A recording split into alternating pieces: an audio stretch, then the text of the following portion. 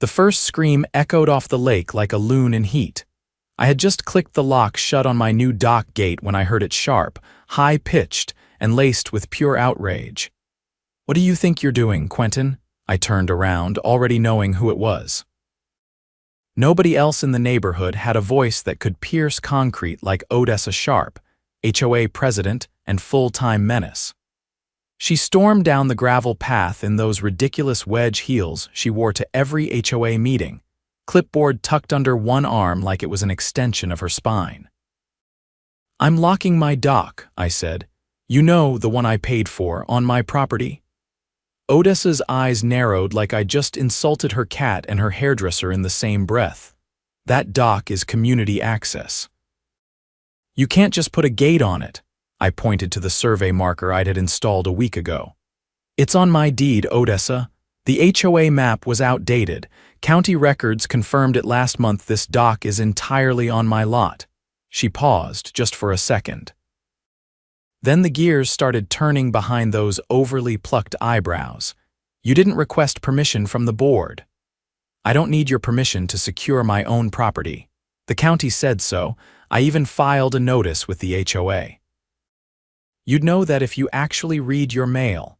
Her face turned the color of boiled lobster. "I'm the president of this association, Quentin. You don't get to do whatever you want." I folded my arms. "Neither do you." She whipped out her phone and spun around, storming back up the path. I heard her mutter something about violations and unauthorized modifications. By dinner, I had an email from the HOA claiming I owed a $500 fine for tampering with shared recreational access. I laughed so hard I nearly choked on my ribs. The next morning, I found a handwritten note duct taped to the dock gate. "Remove the lock or face legal consequences. HOA board." That's when I installed the security camera. Because if Odessa was going to play dirty, I was going to play smart. The next morning, I woke up to the sound of metal clinking. Not the usual birds or the hum of early boats on the water. This was sharper, more deliberate. I pulled on a hoodie and stepped outside, half expecting to find raccoons. Instead, I saw a man in khakis and a blue polo shirt crouched at the dock gate, fiddling with the lock. He had bolt cutters in one hand and a laminated badge clipped to his belt that read HOA Maintenance Authorized Access. I didn't say a word. I just tapped my phone screen and watched the security feed from the camera I'd mounted on the back porch. The entire fiasco was being recorded from 3 angles. When he noticed me, he straightened up fast. "Just conducting routine access maintenance," he said without making eye contact. "Funny," I said, walking closer, "because that's a private dock and you're trespassing." He looked around like I'd sprung a trapdoor under his feet. "I was instructed by the HOA, and the HOA doesn't own this property." I cut him off. "You might want to leave before I call the county sheriff." He hesitated, glanced at the camera, then back at the lock. "They told me it was part of the shared. Tell Odessa I've already submitted the property survey to the Registry of Deeds. And if this lock gets touched again, I'll press charges." He left without another word, climbing into a white HOA pickup and peeling off like a teenager caught sneaking out. I spent the rest of the day compiling everything. Emails from the county assessor, the certified deed with GPS coordinates, the time-stamped footage from my cameras, and a note detailing the attempted lock cutting. I uploaded it all to a secure drive and sent a copy to my attorney, a quiet but thorough woman named Nora who used to prosecute zoning fraud for the city. By sundown, I had a voicemail from the sheriff's office. A deputy had reviewed the footage and wanted to meet the following morning. I didn't have to wait long. At 9 sharp, a black and white cruiser pulled into my driveway. Deputy Harlan stepped out, tall and calm with a clipboard in one hand and mirrored sunglasses that never once betrayed what he was thinking. "I reviewed your footage," he said without introduction. "That HOA employee had no legal right to be on your dock." "Glad you agree," I said, handing him the file folder with the deed and survey. He flipped through the pages slowly. "You're well prepared. That makes my job easier," I nodded. "You'll want to know they've also issued me a fine." $500. No hearing, no process, just a letter taped to my gate. He raised an eyebrow. That's not enforceable. You've got documentation proving this is private property. This isn't a civil dispute, it's attempted property interference. As we talked, a familiar shrill voice carried down the street. What is going on here? Odessa appeared from around the corner, arms flailing like she was directing traffic in a panic. She had 3 board members following her, all of them red-faced and winded from trying to keep up. I could see the papers in her hand from 20 feet away, probably another bogus notice. You can't bring law enforcement into HOA matters, she shouted, stomping toward us like she owned the asphalt. Harlan didn't flinch. Ma'am, this is a criminal investigation now. You're advised to remain quiet unless you're asked a question. Her mouth opened and closed like a fish on dry land. He turned to me. Have you had any other unauthorized attempts to access your property? Not since yesterday, I said. But the first incident happened 3 weeks ago. Someone pried open the dock storage bin, didn't take anything, but they left the lid cracked and damaged. Odessa jumped in. That's because you're hoarding association flotation equipment. Those are meant to be shared. Harlan turned his head toward her slowly. You're admitting to entering his dock storage without permission. Her face twitched. No, because that's trespassing, ma'am. And if you instructed someone else to do it, that's conspiracy. One of the board members behind her muttered something and began backing away. Odessa's voice quivered. This is ridiculous. This entire neighborhood has used that dock for years. It's tradition, Harlan nodded. And that tradition ended the moment the county updated the lot boundaries. The law doesn't protect tradition, it protects ownership. Do you have any documentation showing the HOA has legal claim to that dock? She thrust the wrinkled HOA map at him, the same one I'd already disproven. He took it, glanced at the date 2003, and handed it back. This is outdated by almost 2 decades. You've got no legal ground here. I am the president of this association, she cried. And I'm the one authorized to enforce criminal law in this county, Harlan replied. So unless you want to be charged with criminal trespass, I suggest you leave this property immediately. She froze, not a word, not a breath.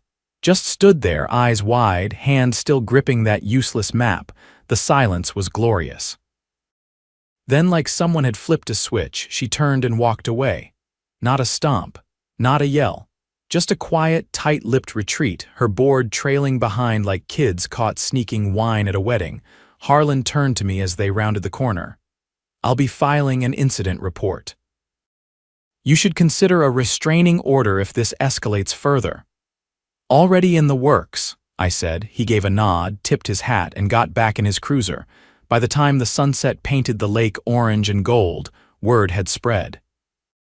3 neighbors stopped by to thank me. 2 of them had their own stories of Odessa's nonsense. Pool key revocations, unapproved landscaping fines. One even had a tale about her calling animal control over a bird feeder. I set up a meeting at my place for the weekend. Just a few folks at first. Then 10. Then 20. By Friday, nearly half the neighborhood had RSVP'd, and Odessa? She hadn't shown her face since the sheriff told her to leave, but I knew her type. She wasn't done, she was just regrouping. Saturday came with the kind of weather that made you forget winter had ever existed. The lake shimmered under an afternoon sun, and for the first time in weeks, the neighborhood felt like it belonged to the people who actually lived in it, not the ones who thought they ruled it. My backyard filled gradually. Folding chairs lined up in rows, neighbors bringing coolers, lemonade, even a tray of homemade empanadas from the retired couple across the road. The turnout was better than expected, 37 households by my count. That was more than half the neighborhood. And not a single board member in sight. I stood on the edge of the porch, clipboard in hand, waiting for the last few stragglers to settle in. I didn't need a mic. The tension was loud enough. I'm not here to run for anything, I started. I'm not forming some opposition committee. I'm just tired of feeling like every improvement, every decision, Every inch of our property is under surveillance by someone with no legal authority to do what they're doing." A few heads nodded. One woman up front clapped once before catching herself. "I've gathered a few documents," I continued, holding up a packet. "They show the HOA's own charter was never updated after the last annexation, which means several lots technically fall outside its jurisdiction, including mine, including the Sanders place." "And the Connors?" A murmur passed through the crowd. A man in the back raised his hand but didn't wait to be called on. "Is that why they've been ignoring our maintenance requests? We've logged 3 complaints about the storm drain near our curb." Not one response. "That drain is on city land," I said. "The HOA doesn't even have the authority to repair it, but they've been pretending they do while quietly billing residents for the inspections." That got more than murmurs. That got outrage. People looked at each other, started pulling out their phones. One woman opened her HOA account app, jaw tightening as she scrolled. "They charged us for pest control last month," she said. "Said it was a neighborhood-wide treatment. We never saw anyone come by." "They never did," said an older man near the grill. "I checked with the exterminator they listed. They haven't serviced this neighborhood in over a year." The crowd practically hummed with realization. I opened the file on the table beside me. "I've been working with a zoning attorney. She found that several of the HOA's current policies contradict municipal ordinances, including their fining practices and their use of discretionary funds.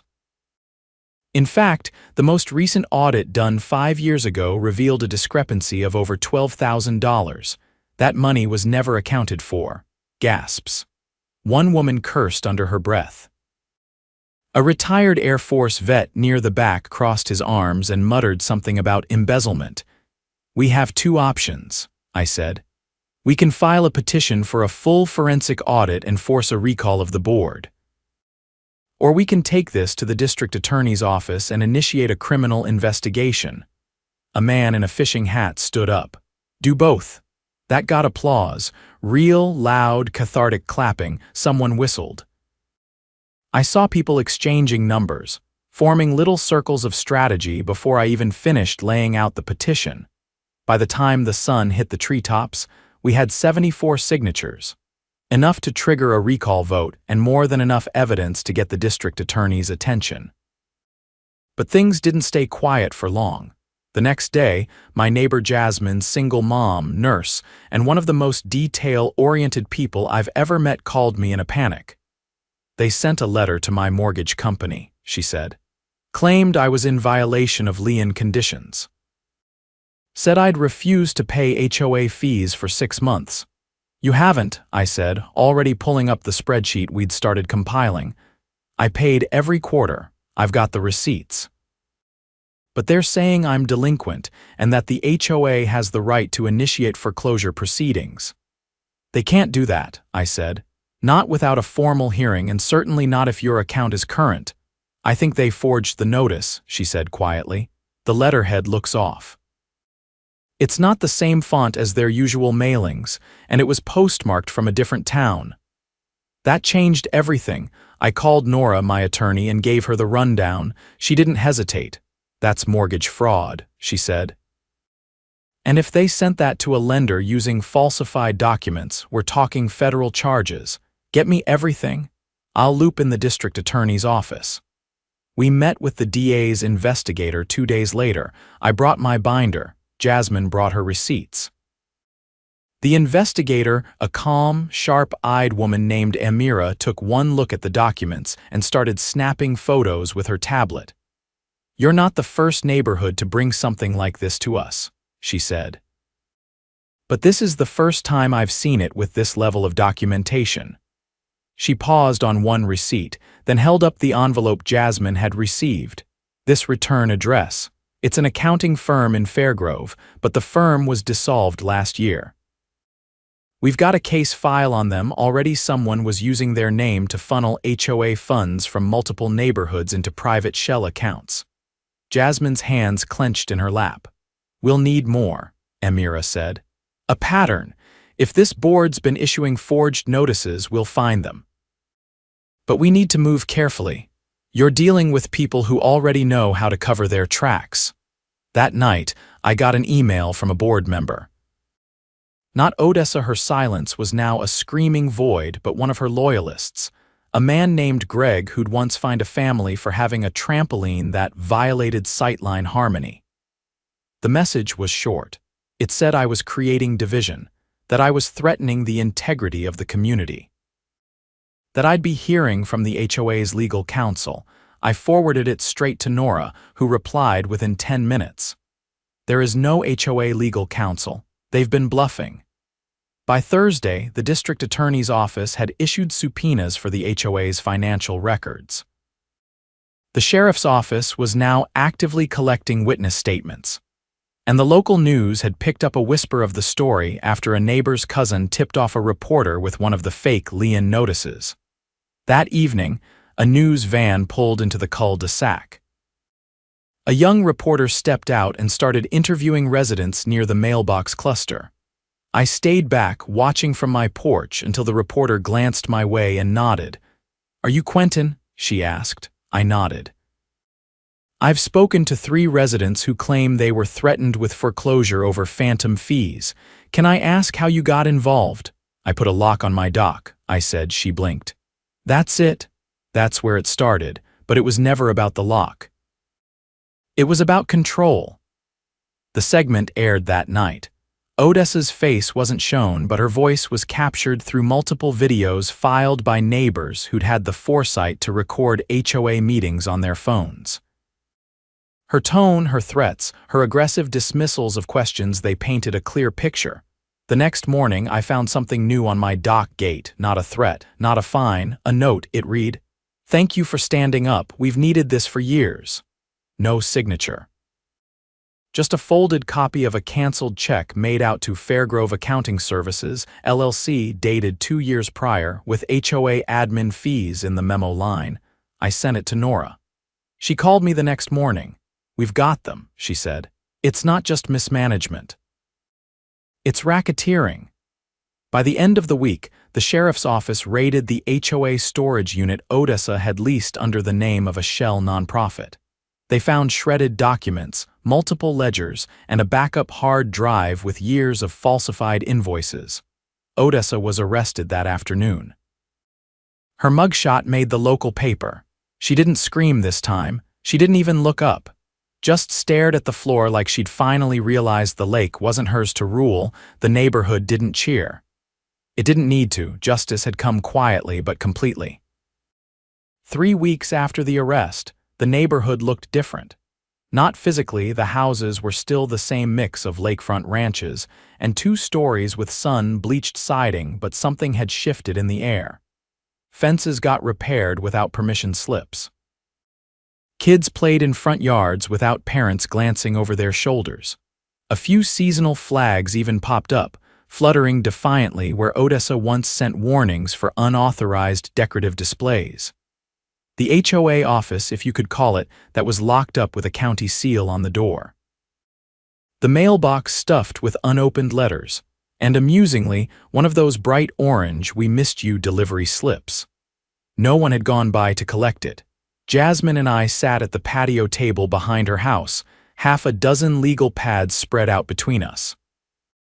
Her toddler napped inside, and the baby monitor buzzed quietly on the table. A gentle breeze carried the smell of freshly cut grass from someone's yard nearby. "They're still digging through the digital records," she said, flipping a page. The DA's office found 3 more fraudulent vendor accounts tied to HOA funds. One of them billed for lake perimeter erosion studies every quarter for 6 years. I raised an eyebrow. "We don't even have shoreline erosion. We have granite banks." "Exactly." It was just an excuse to invoice the HOA account, then transfer the money to a dummy consultancy.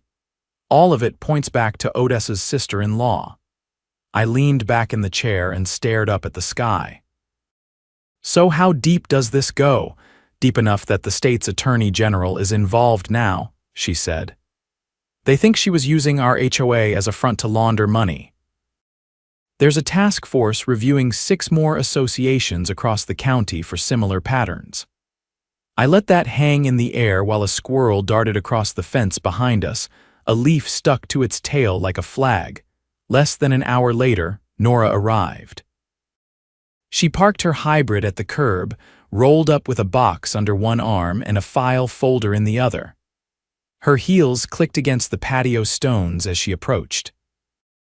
"They're charging her with racketeering, mail fraud, and criminal conspiracy," she said, sitting down and dropping the folder in front of us. "The board members who cooperated are getting immunity. Everyone else is being subpoenaed." Jasmine flipped the folder open. "And the financials? Frozen," Nora said. "All HOA accounts are locked until the court-appointed conservator finishes a 1-year audit. No one's collecting dues, no one's issuing fines. Your community is officially under independent oversight." I looked down at the ledger she handed me. It detailed every transaction over the last 12 months. There were charges for non-existent landscaping services, inflated insurance premiums, and even a recurring payment coded as board refreshments, $2,500 a month. Jasmine snorted. "She was buying herself wine and cheese with our dues." "Imported," Nora added, flipping a page. "Only the best for our neighborhood tyrant." The doorbell rang inside. Jasmine jumped up, checked the monitor, then motioned for us to follow. We found Deputy Harlan standing calmly at the front door, hat in hand, another folder tucked under his arm. "Afternoon, folks," he said. "Mind if I come in?" We let him in and moved to the kitchen, where he laid the folder on the island and opened it. "I wanted to give you a heads up before the press gets it. Odessa's been indicted on 6 felony counts, but here's the kicker: she's flipped on someone higher up." Jasmine leaned forward. "There's someone above her," Harlan nodded. "A developer based out of Raleigh. He'd been using her to squeeze neighborhoods into early buyout positions, claiming properties were under violation and pushing owners to sell below market value. He'd get the lots cheap, then rezone them for luxury builds." "Wait," I said. "Are you saying she was manufacturing violations to force people out?" "Exactly," he replied.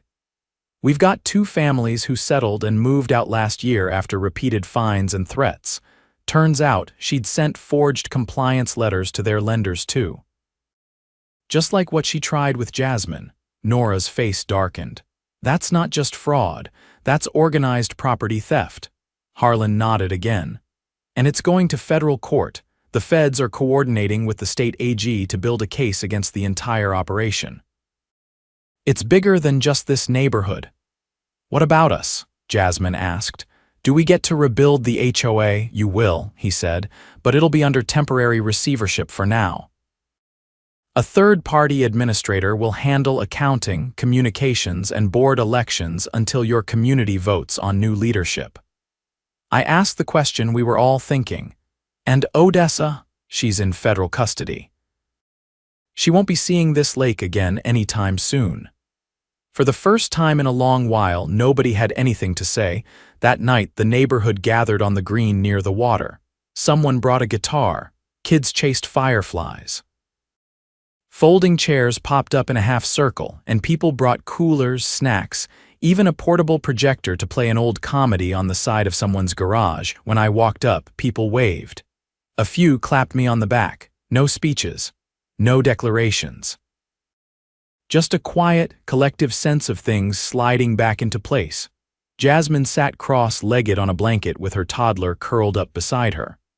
Nora stood off to the side, sipping something from a thermos and chatting with a couple who'd just returned from out of state. Deputy Harlan leaned against a tree, arms crossed, watching the crowd like a silent guardian. I walked down to the dock, not the shared one, not the old one Odessa used to bark about. My dock. The gate still locked, camera still mounted, private and peaceful. I leaned against the post and watched the lake ripple under the moonlight. The wind carried the faint sound of laughter up the hill behind me. Somewhere nearby, someone lit a citronella candle. A dog barked once, then fell silent. I turned back toward the party. Toward the people who'd stood up together when it counted. Not because they wanted to lead, but because they refused to be led by fear. We weren't just neighbors now, we were a community. and no one, especially not someone like Odessa, was ever going to take that away again.